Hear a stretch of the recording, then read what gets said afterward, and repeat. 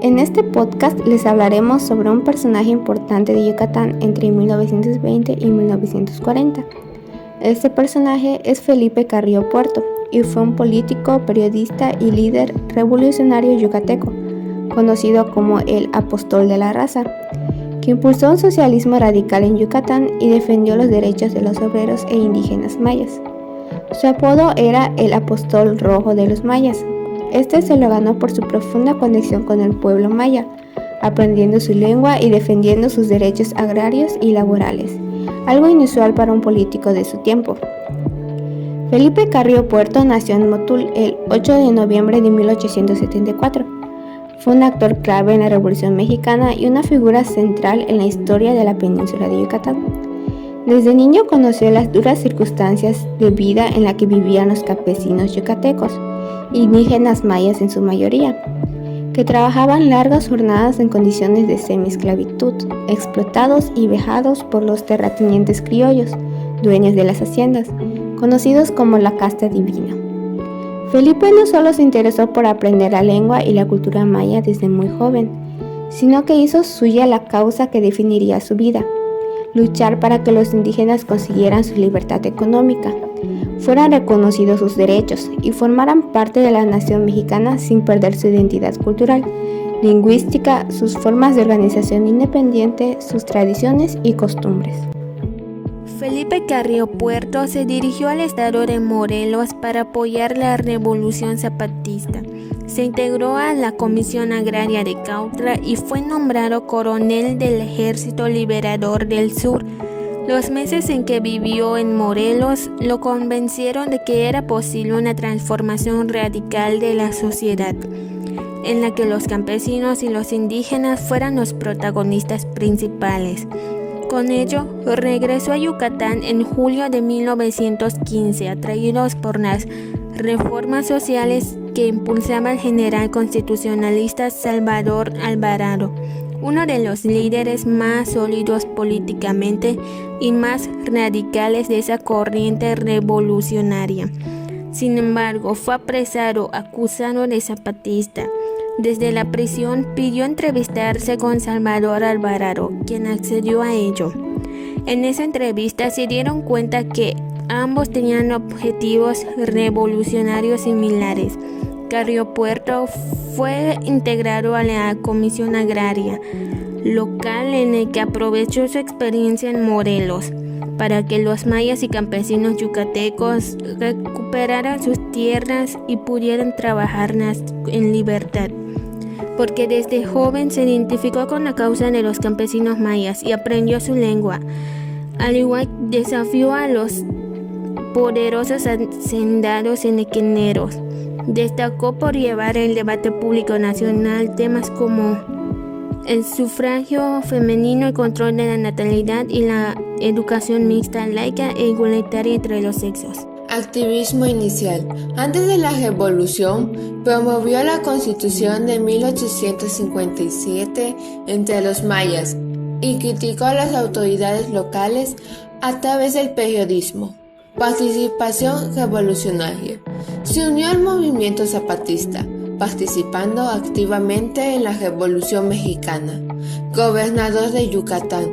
Fue electo gobernador de Yucatán en 1921 y asumió el cargo en 1922, periodo durante el cual implementó reformas agrarias y laborales significativas. Pronunció discursos en lengua maya. Reformas sociales.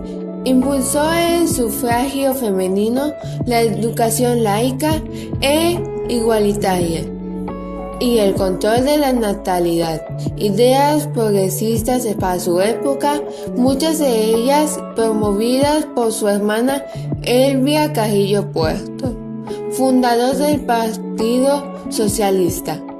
Creó el Partido Socialista del Sureste, antiguo Partido Socialista Obrero de Yucatán, un instrumento clave para sus reformas. Dragón de ojos verdes. Se le conocía también por este apodo, que denotaba su fuerza y convicción en la lucha por la justicia social.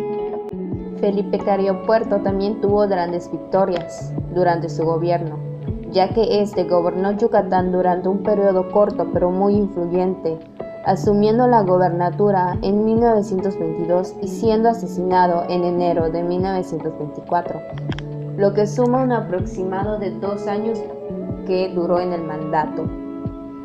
Felipe Carrillo Puerto también implementó profundas reformas sociales y agrarias a favor de los trabajadores y los mayas, aunque su gestión terminó muy abrumantemente.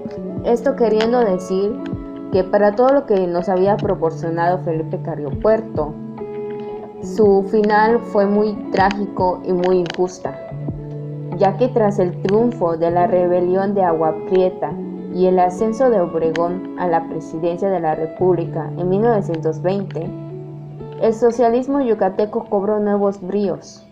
Carrillo Puerto fue elegido gobernador de su estado en noviembre de 1921, pero tomó posesión el 1 de febrero de 1922.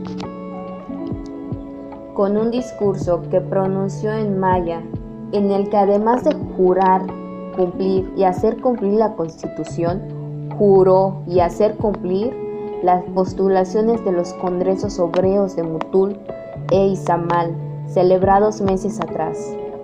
Al igual que comenzó uno de los procesos de transformación más importantes en la historia de Yucatán y del país, Carrillo Puerto dijo que en su gobierno era el primer gobierno socialista de América y promovió la constitución de carreteras. Impulsó los derechos políticos de las mujeres, algo que en ese tiempo era muy difícil de lograr. Pero además de eso, Carrillo Puerto promulgó leyes a favor de los trabajadores y de los inquilinos. Hizo una ley de expropiación por causa de utilidad pública, al igual que impulsó la educación, combatió el alcoholismo y el fanatismo religioso, la preservación de una lengua maya y creó corporativas de producción y consumos. Felipe Carrillo Puerto fue un gran ejemplo para este gobierno yucateco, ya que nos dejó grandes logros, grandes victorias, que en estos momentos podemos disfrutar y poner en alto su nombre. Este gran proceso de transformación basado en la comunidad indígena fue aplastado por las tropas de la rebelión de la Huertista, que se levantaron en armas contra el gobierno de Álvaro Obregón en 1923 y fueron apoyadas por la casta divina yucateca. Carrillo Puerto fue arrestado, sometido a juicio militar y fusilado el 3 de enero de 1924. Fusilado en el Panteón Civil de Mérida, junto a 13 de sus colaboradores más allegados, entre ellos 3 de sus hermanos. Lo asesinaron los enemigos del pueblo, quienes pretendían poner fin con su muerte a uno de los proyectos de transformación económica, política, social y cultural más importantes de la historia de la Revolución Mexicana y de toda la historia de México.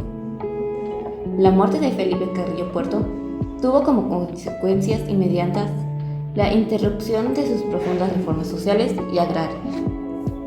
El martirio que lo elevó al icono de la justicia social y la cultura maya y la consolidación de las pugnas internas de postrevolucionarias, dejando un vacío desfavorecido a los campesinos e indígenas que defendían, aunque su legado inspiró a muchos pueblos imaginarios y la justicia en México.